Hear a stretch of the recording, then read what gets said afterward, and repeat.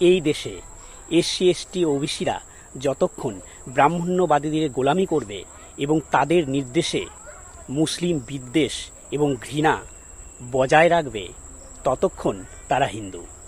কেন আমি এমন বলছি তাহলে শুনুন ঘটনা। সাম্প্রতিক মধ্যপ্রদেশের বিজেপির মুখ্যমন্ত্রী ডক্টর মোহন যাদব ওবিসি সংরক্ষণ 14% থেকে বাড়িয়ে 27% করার সিদ্ধান্ত নিয়েছেন। আর তাতেই মধ্যপ্রদেশের ব্রাহ্মণ্যবাদী মনোবাদীরা তার বিরুদ্ধে স্লোগান তুলেছে, মুর্দাবাদ স্লোগান তুলেছে এবং তার ছবি প্রকাশ্য রাস্তায় পোড়ানো শুরু করেছে। ভাবুন, দেখুন সেই চিত্র। দেখতে পাচ্ছেন কি অবস্থা? দেখুন, ওবিসিরা যখন তাদের হক এবং অধিকার আদায় করার জন্য সচেষ্ট হবে তখনই এই ব্রাহ্মণ্যবাদীরা তাদের দেশবিরোধী, দেশদ্রোহী এবং হিন্দু বিরোধী তকমা দেবে।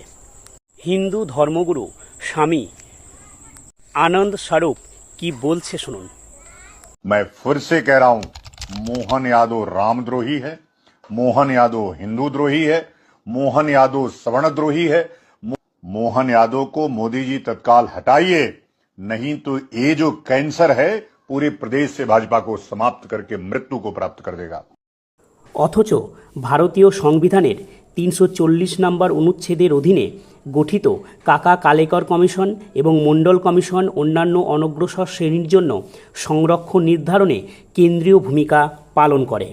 এই দেশে ওবিসিরা রাম এবং কৃষ্ণের নামে দান দিতে পারবে, কিন্তু জ্ঞান দিতে পারবে না। আর জ্ঞান দিলে তার অবস্থা হবে করুন। দেখুন। गुना ये था, मैं यादव था। पूछा तुम कौन बिरादरी को, मैंने कहा यादव। जाना के यादव है तो उन्होंने मुझे बंदी बना दिया। 25,000 रुपए मंगाए, एक चेन ले ली हमारी, बोले पूरा खर्चा लगेगा तुमसे कथा का। बंदी बनाया, दारू पी पी के रात भर मारा।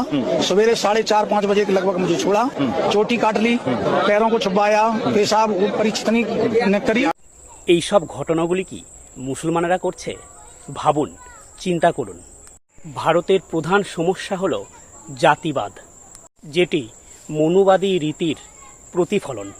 বাবা সাহেব ডক্টর বি.আর. আম্বেদকর বলেছিলেন যে জাতি তার শত্রুকে চিনতে পারে না সেই জাতি কখনো মাথা উঁচু করে চলতে পারে না।